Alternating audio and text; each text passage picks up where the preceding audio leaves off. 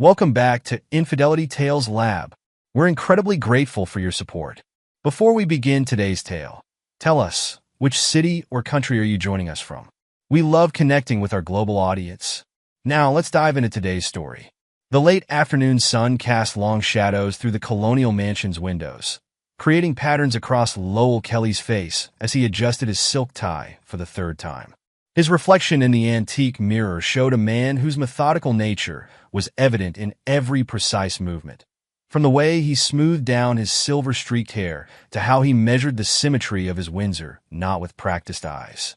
"The caterers are setting up in the garden," Thelma announced from the doorway, her voice carrying the kind of detachment that had become familiar over their 28 years of marriage.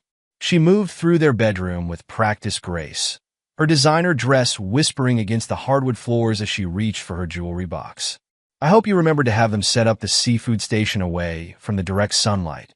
Lowell watched her through the mirror's reflection, noting how she avoided meeting his eyes. "I handled it this morning.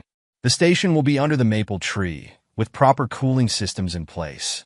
His response was automatic, efficient, like the spreadsheets he'd created to track every detail of their daughter's pre-wedding celebration.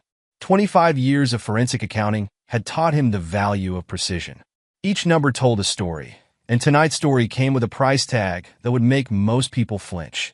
$300,000 set aside in a trust fund for Christine's dream wedding. Every penny accounted for, every detail scrutinized with the same attention he gave to his professional cases. "Mother, have you seen my pearl earrings?" Christine's voice carried from the hallway, followed by the sound of quick footsteps. She appeared in the doorway, already dressed in a cream-colored cocktail dress that made her look more like her mother than ever. "The ones Grandmother Evans gave me?" Thelma turned from the vanity, her movements fluid but somehow tense. "Check your jewelry box in the guest room, darling. You moved some things there when Morris's family visited last weekend." The mention of Maurice Mitchell, Christine's fiancé, brought a smile to Lowell's face. The young surgeon had impressed him from their first meeting, not just with his credentials, but with his genuine devotion to Christine. It was the kind of match that made all those years of private school tuition and Ivy League education seem worth every dollar. "Found them," Christine's voice echoed down the hallway, followed by the sound of her heels clicking against the floor as she returned. "Dad, you look so handsome. That tie matches Mom's dress perfectly." Lowell turned from the mirror, finally facing his daughter directly. "Your mother's choice. She has an eye for these things." He reached for his wallet, a habitual gesture that reminded him of the fresh bank statement he'd reviewed that morning. The trust fund was secure, waiting to transform into the wedding of Christine's dreams. The doorbell chimed through the house, its melodic tone carrying up the curved staircase. "That'll be Anna," Thelma said, her tone shifting slightly. "She's always early." "I'll get it," Christine called out, her excitement evident in her quick steps down the stairs. Lowell followed at a more measured pace, his hand trailing along the polished banister. The sound of the front door opening was followed by his sister's familiar voice, though something in its pitch struck him as odd. "Christine, look at you." Anna's voice carried through the foyer. "Absolutely glowing. Marriage agrees with you already." Reaching the bottom of the stairs, Lowell watched as Anna embraced his daughter. His sister's hug seemed tighter than usual, her smile not quite reaching her eyes when she turned to him. "Brother dear," Anna stepped forward, her perfume too strong as she embraced him awkwardly. "The house looks amazing." Thelma's outdone herself with the decorations. Something felt off about her demeanor. A slight tremor in her hands, a flicker of something unreadable in her expression. But Lowell pushed the observation aside. Years of analyzing financial discrepancies had made him oversensitive to details, he told himself. This was a celebration, not an audit. Bradley's car just pulled up, Thelma announced from the top of the stairs, her voice carrying a note that Lowell would later wish he'd paid more attention to. "I'll let him in through the side entrance. He's bringing some paperwork you need to sign, Lowell." Lowell nodded absently, his mind already on the complex case Bradley Fletcher had been handling for him. The recovery of funds from a former client had proven more complicated than expected, but Bradley's 15 years as his divorce attorney had proven his worth time and again. "Mr. Kelly?" A familiar voice drew his attention to the doorway leading to his home office. Annette Palmer, his assistant of 12 years, stood there with a tablet in her hands, her usually composed expression showing signs of concern. "Could I have a moment of your time? There's something about the wedding trust fund that needs your attention." "Of course." Lowell turned to Anna and Christine. "Excuse me for a moment. Why don't you both check on the flower arrangements in the garden? The florist should be finishing up." As he followed Annette into his office, the sounds of the gathering party filtered through the windows. Caterers calling out instructions, the click of glasses being arranged, the low hum of early arriving guests. His office, with its walls of law books and filing cabinets, felt like a fortress of order amid the growing chaos outside. "What's the concern, Annette?" He settled behind his desk, the leather chair creaking softly. Annette's fingers tightened around her tablet. "Sir, there have been some unusual inquiries about the trust fund. Someone's been asking about early withdrawal options, trying to determine if there are any loopholes in the documentation." Lowell's expression remained neutral, years of professional poker faces serving him well. "Who made these inquiries?" "The requests came through Mr. Fletcher's office," Annette said carefully. "But they weren't logged in the usual way. I only noticed because I was updating the wedding vendor payment schedule."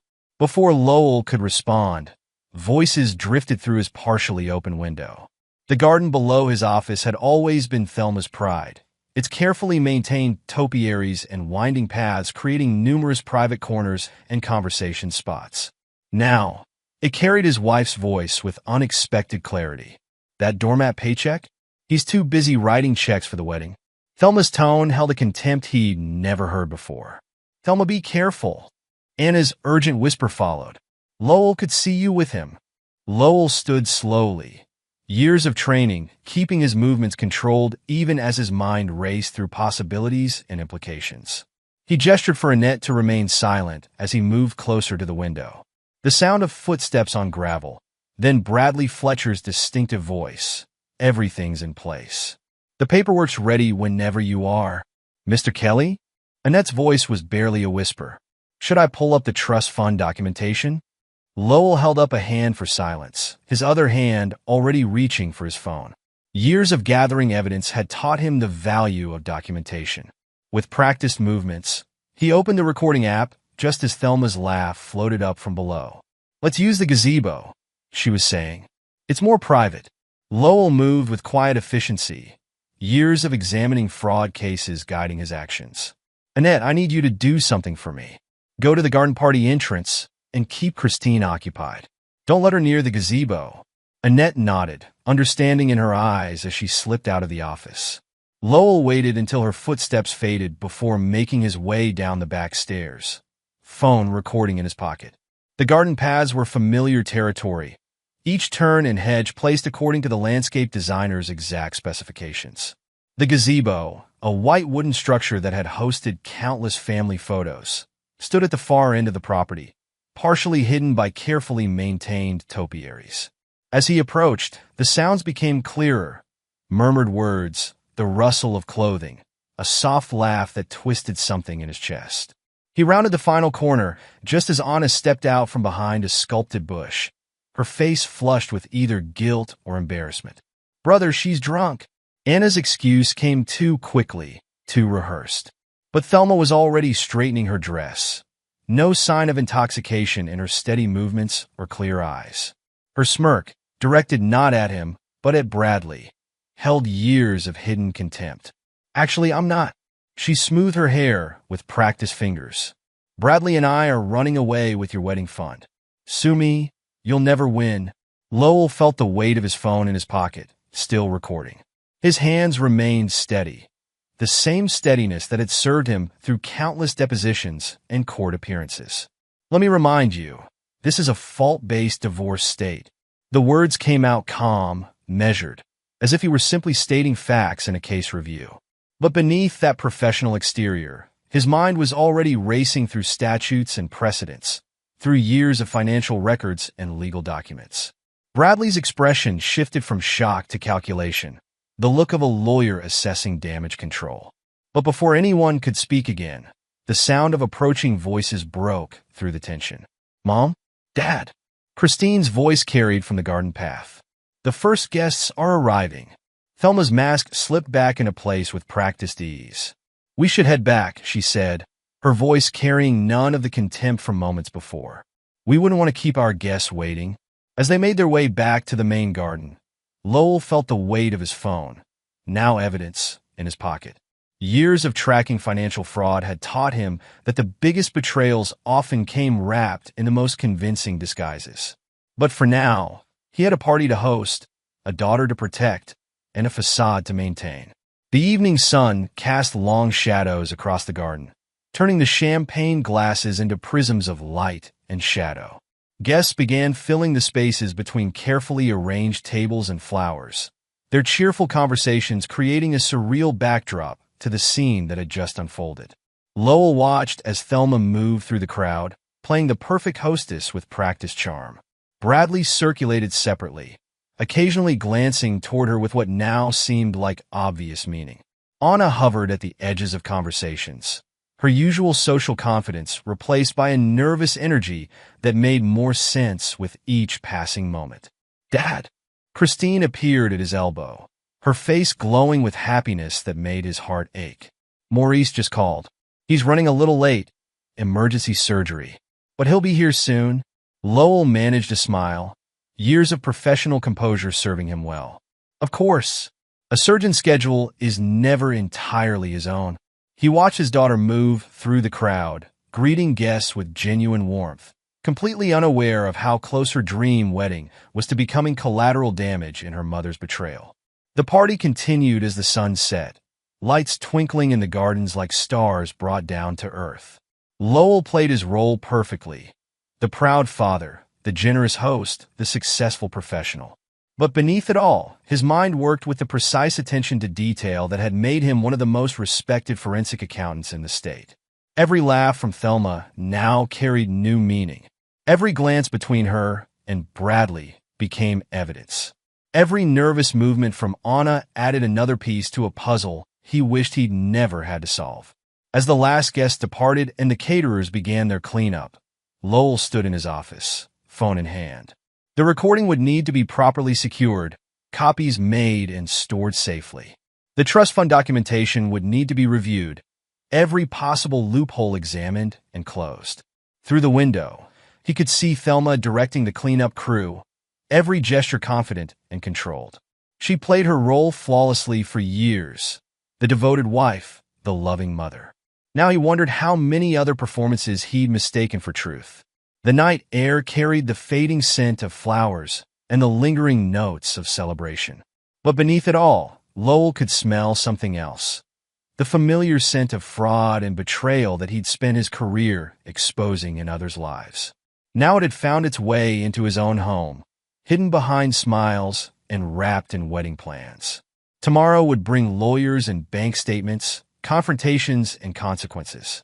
But tonight he had evidence to secure and plans to make. After all, numbers never lied, even when people did. And Lowell Kelly had spent 25 years learning to read the stories that numbers told. The trust fund he'd created for Christine's wedding might have been Thelma's target, but she'd forgotten one crucial detail. In all his years of forensic accounting, Lowell had never lost a case where he had the numbers on his side. And this time, he had more than numbers. He had irrefutable proof of betrayal, captured in the clinical clarity of a digital recording. As he began making copies of the evidence, Lowell allowed himself a moment of grim satisfaction. Thelma and Bradley thought they were dealing with a doormat who wrote checks. They were about to discover they were dealing with something far more dangerous. A forensic accountant with nothing left to lose except his daughter's happiness. The night grew deeper, but Lowell's work was just beginning. In his office, surrounded by the tools of his trade, computers, financial records, legal documents, he started building his case. Each piece of evidence carefully logged, each detail noted with the same precision he'd used throughout his career. Somewhere in the house, Thelma was probably already making plans of her own. But she'd forgotten the first rule of financial fraud. The evidence always tells the truth, even when people don't. And Lowell had spent his life learning to read that truth in bank statements and paper trails.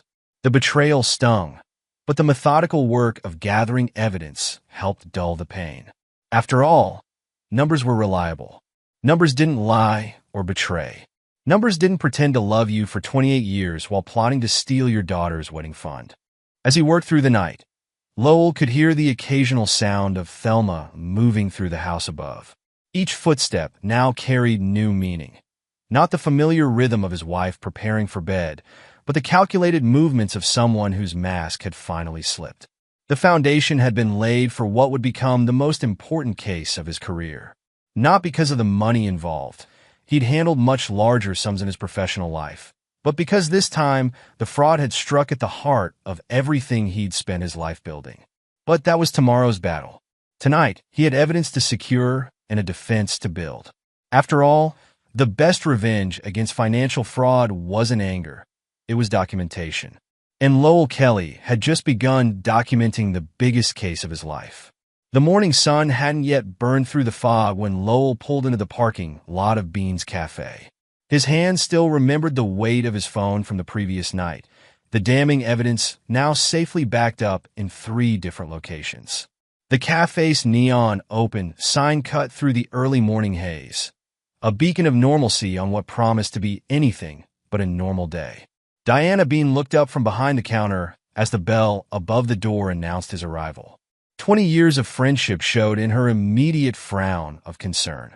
"You look like you haven't slept. Is Felix here yet?" Lowell's voice carried the roughness of a sleepless night. "Back booth."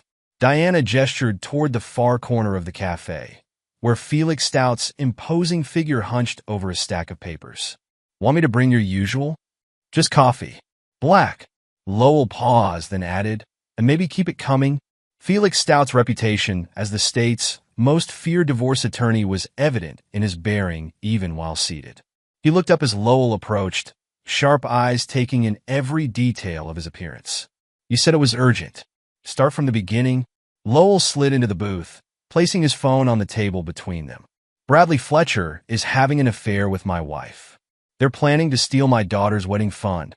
Felix's expression didn't change, but his hand stilled over the legal pad where he'd been making notes. Bradley Fletcher. Of course. He reached into his briefcase and pulled out a manila folder. "I've been waiting for him to slip up like this." Diana appeared with coffee, setting down 2 mugs with practiced efficiency. "Should I give you privacy?" "No," Felix said before Lowell could respond. "You might want to hear this." In fact, he pulled several photographs from the folder. "These were taken here, weren't they?" Diana leaned over, examining the pictures of Thelma and Bradley at one of her corner tables. "Every Tuesday for the past few months. They called it her yoga class." A hint of steel entered her voice. "They didn't notice me in the background of their selfies." "Amateurs, show me everything," Felix commanded, spreading documents across the table. "Bradley's been planning this for months. He's pulled similar schemes with other clients' wives, but he's never been caught on video before." Lowell pulled out his phone, playing the recording from the previous night. The voices were crystal clear. Thelma's contempt, Bradley's smugness, Anna's attempted cover-up. Each word felt like another nail in a coffin he hadn't known he was building. "Perfect," Felix muttered, making rapid notes. "The audio quality is excellent. Your forensic background shows." He looked up sharply. "Speaking of which, how thoroughly have you reviewed Bradley's case files from when he was representing you?" "I started digging last night." Lowell pulled out his laptop. "The complex case he's been handling for me, the recovery of funds from a former client. Something about it never felt quite right. I think now I know why." Felix's smile had all the warmth of a shark's. "Show me." For the next hour, they dissected financial records and case files. Diana kept the coffee flowing, occasionally adding her own observations about Thelma and Bradley's Tuesday meetings. The morning crowd began filtering in, their mundane conversations about breakfast orders creating a surreal backdrop to the dismantling of Lowell's marriage. "Look at this pattern." Lowell pointed to a spreadsheet he compiled overnight. 3 other clients lost their wives and substantial assets to him. The signatures on these documents. They were too embarrassed to report it. Felix finished studying the numbers. "But with your evidence," he pulled out his phone. "I need to make a call. There's someone you should meet." 20 minutes later, Pablo Alexander walked into Bean's cafe. The chairman of the State Bar Association's Ethics Committee carried himself with the quiet authority of someone used to making career-ending decisions. "Lowell, it's been too long." "Since college," Lowell agreed, standing to shake his old roommate's hand. "I wish it were under better circumstances." Pablo settled into the booth, accepting the coffee Diana silently placed before him. "Felix filled me in. Show me what you've found." The evidence spread across the table like a roadmap of betrayal, bank statements, case files, photographs, and the damning audio recording. Pablo's expression grew darker with each new piece. "Keep gathering evidence," he advised, making his own notes. "We'll need to prove a pattern of misconduct. This goes beyond a simple divorce case." "There's more," Felix interjected. "Show him what you found about Anna." Lowell's hands trembled slightly as he pulled up another set of bank records. "My sister. She's been receiving monthly payments from Bradley for a year. $5,000 each month, deposited into an offshore account." Pablo's sharp intake of breath spoke volumes. "Your own sister? Paid to help orchestrate my humiliation." The words tasted bitter. She knew everything. Probably helped plan it. The cafe had filled up around them, the morning rush creating a buffer of noise that made their conversation feel more private than it was. Diana appeared periodically to refill coffee cups and clear away empty plates, her presence a silent reminder that some friendships remain true. "We need to move carefully," Felix warned, organizing the documents into distinct piles. "Bradley's smart. He'll have contingency plans, but not smart enough," Pablo noted, tapping the phone with the recording. He never expected a forensic accountant to catch him in the act. The bell above the cafe door chimed again, and Lowell looked up to see Christine entering. Her face showed the strain of a sleepless night, her usual grace replaced by uncertainty. "Dad?" Her voice carried across the cafe. "Mom's acting strange. She's packing her things, saying something about the wedding being canceled." Felix and Pablo exchanged glances. "She's moving faster than we expected," Felix muttered. Lowell stood, gathering the evidence with practiced efficiency. "I need to handle this." He turned to Felix. "How quickly can you file?" "Give me 2 hours. Go home. Deal with your daughter. I'll have everything ready by noon." The drive home felt surreal, Christine silent in the passenger seat. The morning fog had burned away, leaving behind a clarity that seemed almost too sharp. Every detail stood out with painful precision. The way his daughter's hands twisted in her lap, the familiar turns toward their colonial mansion, the weight of truth waiting to be told. They found Thelma in the master bedroom, clothes strewn across the bed. She turned as they entered, her expression a mixture of defiance and calculated victimhood. "The wedding's off," she announced, folding another designer dress into a suitcase. "Your father's a controlling obsessive who's been tracking me." Christine's confusion was evident in her voice. "Mom, what are you talking about?" Lowell's phone felt heavy in his pocket, but his voice remained steady. "Show her Thelma. Show her why you're really leaving." "I've already transferred the money," Thelma said with a smirk that didn't quite hide her uncertainty. "The wedding fund is gone. You'll never prove anything." Instead of responding, Lowell pulled out his phone and played the recording from the previous night. The sound of Thelma's voice filled the room. "Bradley and I are running away with your wedding fund. Sue me, you'll never win." Christine's face drained of color as the recording continued. When it finished, Lowell quietly pulled up the surveillance photos. Months of Tuesday meetings at Bean's Cafe, secret rendezvous captured in damning detail. "You were going to steal my wedding fund?" Christine's voice cracked. "My wedding fund? Your father is manipulating you." Thelma tried, but the evidence was too clear, too overwhelming. "The trust fund," Lowell said quietly, "has an ironclad condition. Only Christine can withdraw the funds, and only for her wedding." "How long have you been trying to break into it, Thelma?" The sound of a car in the driveway interrupted whatever response Thelma might have made. Through the bedroom window, they could see Bradley's expensive sedan pulling up. "Perfect timing," Thelma said, reaching for her suitcase. "Bradley will explain everything." "Yes," Lowell agreed, checking his phone as a text from Felix appeared. "Let's all hear Bradley explain, especially about the other wives, the other stolen funds. The pattern of fraud that the State Bar Association is very interested in. Thelma's step faltered. What are you talking about? Did you think you were special, Thelma? The first? Ask him about the others. Ask him what happened to their money. Lowell's voice carried the weight of 25 years of forensic investigation. Better yet, ask my sister what she did with her monthly payments for helping him target me. The color drained from Thelma's face. Anna? What about Anna? $5,000 a month, Lowell said quietly. That's what my sister's betrayal cost. Bradley's been paying her for a year. Did you know that part of the plan? Christine's gasp of shock cut through the room. And Anna? She helped you try to steal my wedding fund? The doorbell rang, its cheerful chime incongruous with the tension in the room. No one moved to answer it. It's probably the process server, Lowell noted, checking his phone again. Felix works quickly when properly motivated. And Pablo, you remember Pablo Alexander from the State Bar Association? He's particularly interested in Bradley's pattern of behavior. Thelma's composure cracked. You're lying. Bradley said it was foolproof. He said what he said to other wives, in other houses, before other betrayals. Lowell's voice remained steady. The difference is, this time he tried it with a forensic accountant who specializes in tracking financial fraud. And this time he got caught on tape. The doorbell rang again, more insistent this time. You should answer it, Lowell suggested. After all, Bradley will want to know that his pattern has finally caught up with him.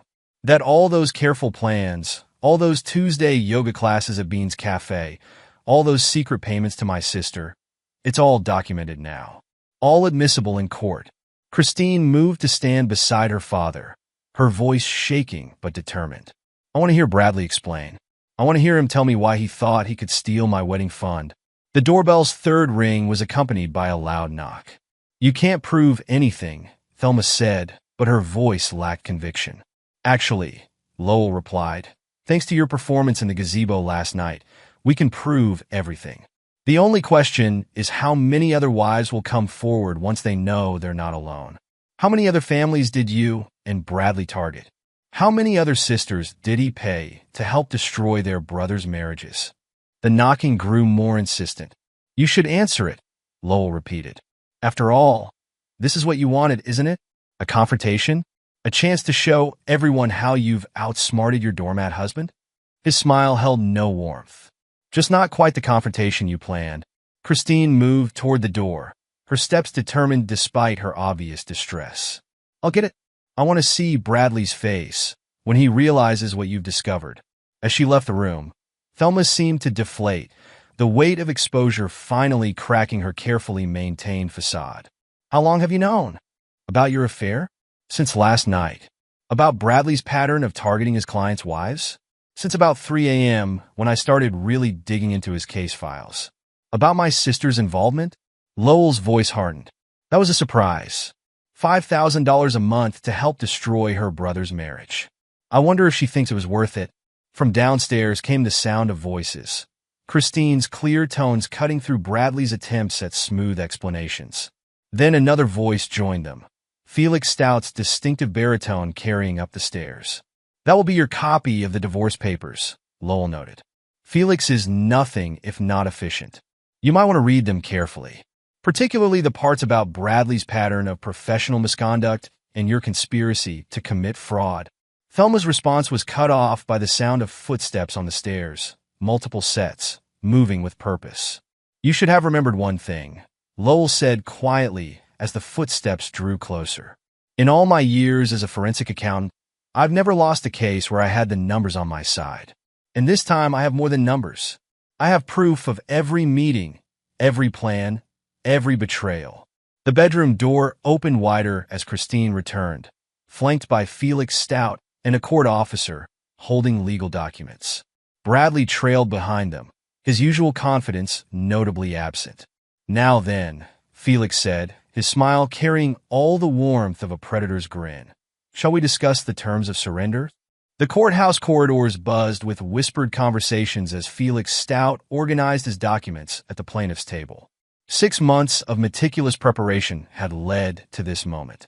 Across the aisle, Bradley Fletcher adjusted his tie with less than his usual confidence, while Thelma sat rigid beside him, her designer outfit a stark contrast to her drawn expression. "All rise." The bailiff's voice cut through the murmurs. Judge Margaret Chin entered the courtroom, her reputation for zero tolerance of legal misconduct preceding her. Felix's systematic dismantling of Bradley's defense began with a simple USB drive. "Your Honor, I present Exhibit A, an audio recording from the night of June 15th. The familiar voices filled the courtroom. Thelma's contempt, Bradley's smugness, the raw evidence of their betrayal. Bradley's attorney leaned forward. "Objection, Your Honor. This recording was obtained without consent." In a public space, Felix countered smoothly, where there was no reasonable expectation of privacy. Furthermore, the state's single-party consent law clearly overruled. Judge Chin's voice carried the weight of 20 years on the bench. "Continue, Mr. Stout." From his seat behind Felix, Lowell watched as months of evidence unfurled like a carefully orchestrated symphony. Financial records, surveillance photos, witness testimonies, each piece revealing another layer of Bradley and Thelma's scheme. "Your Honor," Felix gestured to his next witness, "I call Mrs. Diana Bean to the stand." Diana walked forward, her cafe owner's apron replaced by a conservative suit. Under oath, she detailed every Tuesday meeting, every whispered conversation, every photograph she'd quietly documented. "They called it her yoga class," she testified, her voice carrying clearly through the courtroom. "They never noticed me in the background of their selfies." The gallery's subtle shift when Anna took the stand was palpable. She'd agreed to testify for Thelma, but Felix's cross-examination was relentless. "Ms. Evans, can you explain these bank deposits?" Felix held up statements showing monthly $5,000 payments. "Payments from Mr. Fletcher's offshore account to yours, beginning exactly 1 year before your brother's marriage imploded?" Anna's composure cracked. Wasn't what, Ms. Evans? Wasn't meant to help orchestrate your brother's humiliation? Wasn't payment for helping Mr. Fletcher target another client's marriage?" The silence in the courtroom grew heavy as Anna crumbled under questioning. In the gallery, Christine gripped Morris's hand, watching her aunt's betrayal laid bare in clinical detail. Pablo Alexander's testimony as chairman of the State Bar Association's Ethics Committee carried the weight of institutional authority. "Mr. Fletcher's pattern is clear," he stated, spreading documentation across the witness stand. 3 previous cases where clients' wives and substantial assets were targeted. But this time, he held up the USB drive containing Lowell's recording. "This time, we have irrefutable proof." During a recess, Lowell found himself in the courthouse garden, the autumn air crisp against his face. Christine joined him, her expression thoughtful. "Dad?" She wrapped her coat tighter against the chill. "Maurice and I have been talking about the wedding." Lowell turned, studying his daughter's face. "Whatever you want to do, sweetheart. The trust fund is still there, still yours. That's just it." Christine's voice grew stronger. "I don't want a big wedding anymore. Not after." She gestured toward the courthouse. "We want something smaller, more meaningful. And the money." Her eyes met his. "We want to donate it to help other families affected by financial fraud." Before Lowell could respond, Felix's assistant hurried out. They're reconvening. Judge Chin's ready to rule on the ethics violations. The courtroom fell silent as Judge Chun adjusted her glasses. The evidence presented leaves no room for doubt. Mr. Fletcher has demonstrated a pattern of professional misconduct that strikes at the very heart of attorney-client trust. His law license is hereby suspended pending further investigation by the State Bar Association. Bradley's face drained of color as the judge continued. Furthermore, given Mrs. Kelly's signed prenuptial agreement and her documented attempt to misappropriate trust fund assets, I award full control of all marital assets to Mr. Kelly. 2 weeks later, Lowell stood in his parents' living room, the weight of family history hanging in gilt-framed photographs on the walls. His father, retired Judge William Evans, sat in his favorite leather chair, listening as Lowell detailed Anna's betrayal. The silence that followed Lowell's revelation seemed to stretch for ages. Finally, William Evans stood, his movements deliberate as he walked to his desk. "Harrison, He called to his lawyer waiting in the study. "Bring me the will." Anna's face crumpled as their father signed the documents. "No daughter of mine profits from destroying her brother's marriage," he declared, his voice carrying the same authority it had held during his years on the bench. "You've chosen your path, Anna. Now live with the consequences." Spring arrived with cherry blossoms and new beginnings. Christine and Morris's garden wedding transformed the same space where Thelma's betrayal had been exposed into something healing and new. Diana Bean's catering staff moved efficiently through the intimate gathering, her cafe's success now bolstered by her role in exposing the scandal. Lowell adjusted his tie, a gesture that no longer carried the weight of routine, but felt like preparation for joy. Beside him, Annette smoothed his lapel, her presence a reminder that loyalty and support could blossom into something deeper. The foundation's paperwork came through, she mentioned, watching the guests arrive. The wedding fund has already helped 3 families affected by similar schemes. News had spread about Anna's involvement in other divorces, leading to multiple civil suits. She'd moved across the country, her role in similar schemes exposed through Bradley's meticulous records. The family's ostracism had followed her, a consequence of betrayal that no distance could erase. Bradley's disbarment had become final 2 weeks earlier, his reputation in tatters. Thelma, stripped of everything by her own prenup, had moved in with a cousin in another state.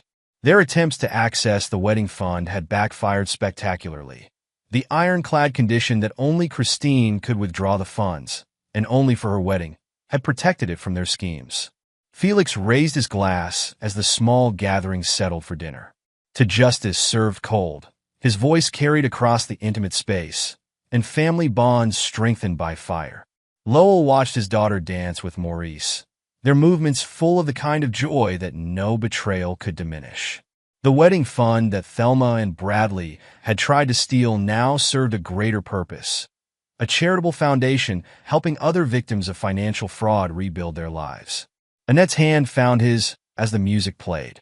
Around them, true family and loyal friends celebrated not just a wedding, but a victory over betrayal. The garden that had witnessed deception now bloomed with new life, proof that sometimes losing a false family made room for a truer one. The late afternoon sun caught the cherry blossoms, creating a natural confetti that seemed to bless the gathering.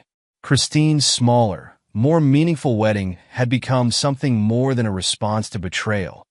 It was a statement about what really mattered. Morris's best man, a fellow surgeon, clinked his glass for attention. "When I first met Christine," he began, "she told me she wanted a fairy tale wedding. Looking around today, I'd say she got something better. She got a true story, with all its complexity and triumph." Diana Bean, moving among the tables ensuring everything was perfect, paused to squeeze Lowell's shoulder. Her cafe had become something of a local legend after the scandal broke, proving that standing up for truth had its own rewards. Pablo Alexander, attending as both friend and ethics committee chairman, shared quiet conversation with Felix about the broader implications of Bradley's case. 3 other firms have already revised their client protection policies, he noted. Sometimes justice creates ripples we never expected. As evening approached, Christine found a moment alone with her father near the same gazebo where everything had changed. "You know what's funny, Dad? If Mom and Bradley hadn't tried to steal the wedding fund, we might never have discovered who they really were. Sometimes betrayal is a gift in disguise." Lowell considered his daughter's words, remembering the methodical accountant who had once measured his life in spreadsheets and bank statements. That man still existed, but he'd learned that the truest audits weren't of numbers, but of character. The foundation they'd created from the wedding fund had already begun its work, turning betrayal into blessing. Each family they helped was another victory over the kind of scheme that had nearly destroyed their own. "Ready to dance with your old man?" Lowell asked as a new song began. Christine's smile, so like her younger self, before all the betrayal, lit up her face. "Always." They moved onto the dance floor, where Maurice waited his turn with patent good humor. Around them, the small gathering of true friends and loyal family created the kind of warmth that no amount of money could buy. Felix, now more friend than attorney, watched from the sidelines with satisfaction. His dismantling of Bradley's defense had been masterful, but this moment of genuine joy was the real victory. The cherry blossoms continued their gentle descent as day faded into evening. Staff from Bean's Cafe moved quietly through the gathering, their service a reminder of how small acts of observation and loyalty had helped expose a greater truth. Annette caught Lowell's eye across the garden, her smile carrying the promise of future dances. Sometimes, he reflected, the best things in life came not from careful planning, but from learning who to trust in moments of crisis. The garden lights came on as dusk approached, transforming the space where betrayal had been exposed into something magical. Christine and Morris's smaller wedding had become exactly what they needed, not a show of wealth, but a celebration of truth and resilience. Tomorrow would bring new challenges. The foundation would need attention, other families would need help, and life would continue its complex dance. But tonight, in this garden where everything had changed, they celebrated something powerful. The discovery that sometimes losing a false family makes room for a truer one. As the stars began to appear above the cherry blossoms, Lowell allowed himself to fully release the weight of the past year. The forensic accountant in him had tracked every detail, every number, every betrayal. But the man he'd become understood that the truest wealth wasn't in bank accounts or trust funds. It was in knowing who stood beside you when everything else fell apart. The wedding fund that Thelma had tried to steal had transformed into something far more valuable. A foundation for helping others, a testament to resilience, and proof that even the deepest betrayals could lead to unexpected blessings. 5 years later, the morning sun streamed through the windows of the Kelly Foundation's new headquarters, casting warm light across the polished conference table where Lowell reviewed the quarterly reports. What had started as Christine's transformed wedding fund had grown into something none of them had anticipated. A nationally recognized organization helping victims of financial fraud and predatory divorce schemes. The Philadelphia office opened last week. Annette Kelly, noted as she set down a fresh cup of coffee beside him. Their wedding rings caught the morning light, a 3-year reminder that sometimes life's harshest betrayals led to unexpected blessings. That makes 7 regional offices now. Lowell nodded, studying the impact statistics on his tablet. 312 families helped last year alone, each one a story like ours. He paused, remembering. Did you see the latest news about Bradley? Bradley Fletcher's fall from grace had become a cautionary tale in legal circles. After his disbarment, he'd attempted to reinvent himself as a legal consultant in Arizona, but his past had followed him. 3 of his former victims, emboldened by the Kelly's success, had filed civil suits. The resulting judgments had stripped him of his remaining assets. Page 6 of the Bar Association Journal, Annette pulled up the article on her tablet. Apparently he's working as a paralegal in a strip mall law office. Quite a fall for someone who used to have the corner office in the city's most prestigious firm. Their conversation was interrupted by a knock on the door. Felix Stout entered, his imposing figure now softened slightly by 5 years of friendship. Ready for the board meeting? Christine's on her way up. The Foundation's board meetings had become a monthly reminder of how their extended family had evolved. Christine, now head of victim advocacy, arrived with Maurice. Their 2-year-old daughter, Hope, immediately ran to her grandfather, demanding her usual perch on his lap during meetings. Dad, Christine kissed his cheek. Wait until you hear about our latest case. It's almost identical to what Mom and Bradley tried. She'd long since stopped hesitating over mentioning Thelma. The wound transformed into wisdom that helped others. Diana Bean arrived next, her catering business having expanded into a successful restaurant chain. She'd parlayed her role in exposing the scandal into a reputation for integrity that attracted customers who appreciated both her food and her principles. Speaking of your mother, Diana said as she settled into her seat, my cousin in Seattle saw her last month, working as a sales clerk in a department store. Apparently, the cousin she moved in with finally got tired of supporting her. The news created barely a ripple around the table. Thelma's attempts to rebuild her life had been hampered by her own inability to accept responsibility. The prenup she'd signed in their younger, happier days had left her with nothing but her personal possessions. Her attempts to contest it had failed spectacularly, especially after Judge Chin's blistering remarks about her conduct became part of the public record. The Seattle office might want to know, Christine mused. They're handling 3 cases of attorney-client betrayal right now. It's amazing how many Bradley Fletcher copycats are out there. Pablo Alexander joined them via video conference. His role as ethics committee chairman now expanded to include consulting for bar associations in other states. The Fletcher protocol is being adopted in 4 more jurisdictions next month, he reported. The guidelines for preventing attorney-client exploitation had become his legacy project. Has anyone heard from Anna recently? Maurice asked, immediately regretting the question as the room grew quiet.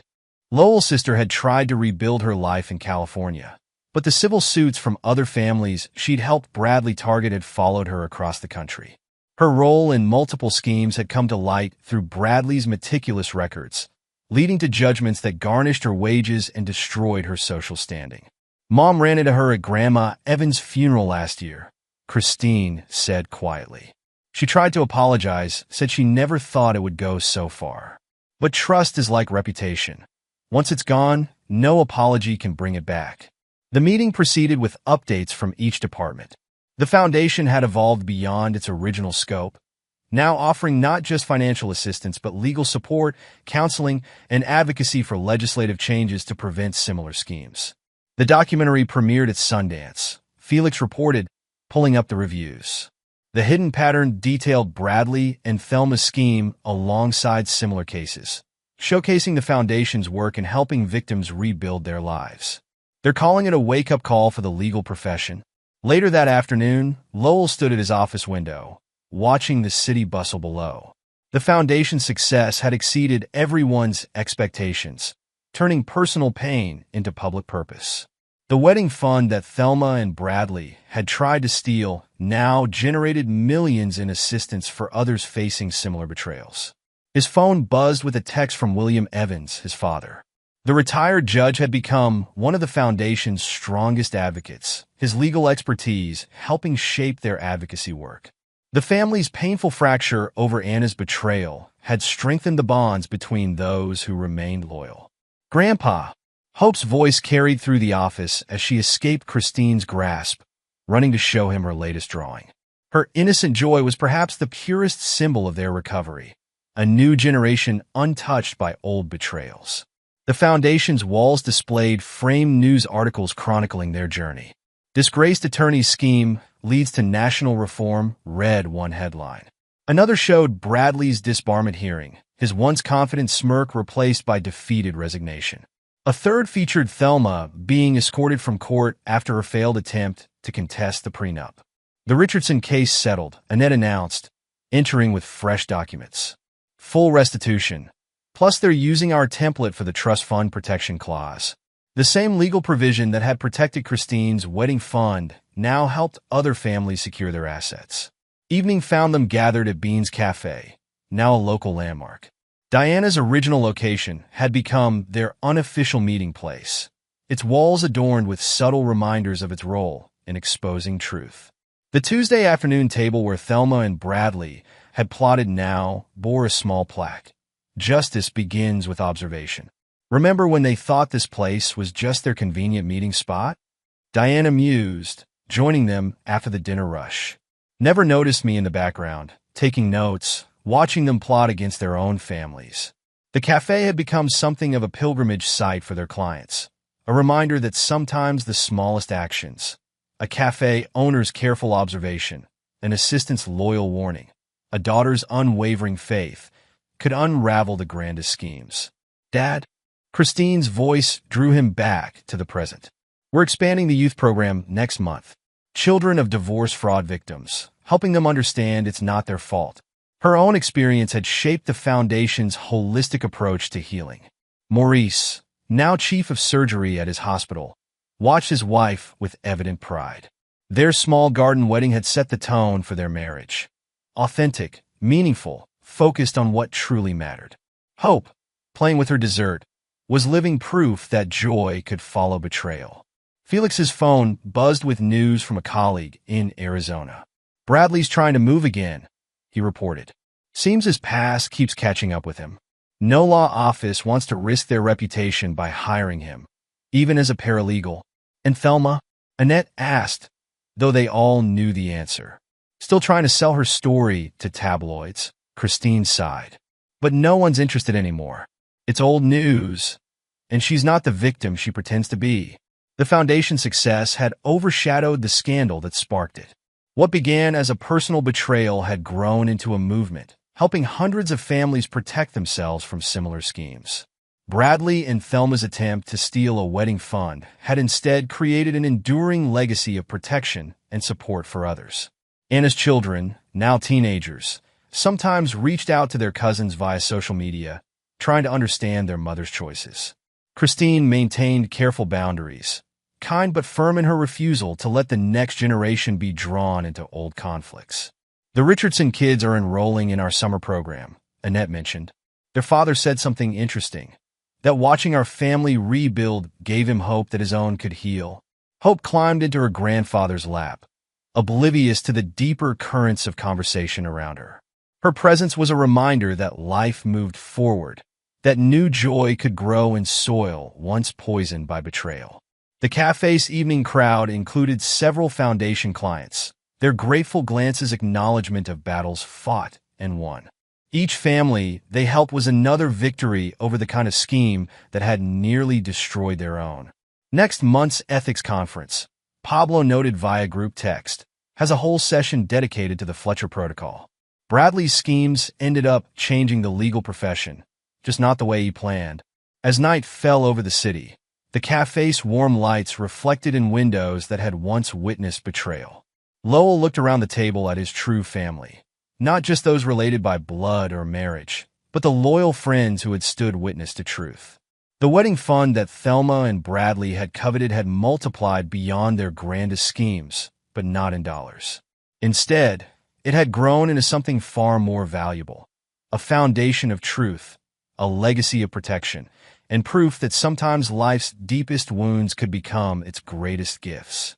Outside, the city moved through its evening rhythm, unaware that within this cafe, a group of people who had faced betrayal and emerged stronger gathered to celebrate not just survival, but transformation. They had turned a story of deception into a legacy of protection, proof that sometimes the worst intentions could lead to the best outcomes. Lowell raised his glass in their private tradition. To justice served cold, he began. And family bonds strengthened by fire, they finished together, their voices carrying the weight of experience and the lightness of triumph. In the years since Thelma and Bradley's schemes unraveled, they had built something no one could steal, a legacy of truth, protection, and redemption. The wedding fund they had tried to take had become something far more valuable, a foundation that turned betrayal into blessing, not just for one family, but for hundreds. Hope's laughter rang through the cafe, a sound that belonged to the future rather than the past. In her joy, Lowell saw the final victory over those who had tried to destroy his family. The simple fact that life moved forward, that love prevailed, and that sometimes losing a false family made room for a truer one to grow.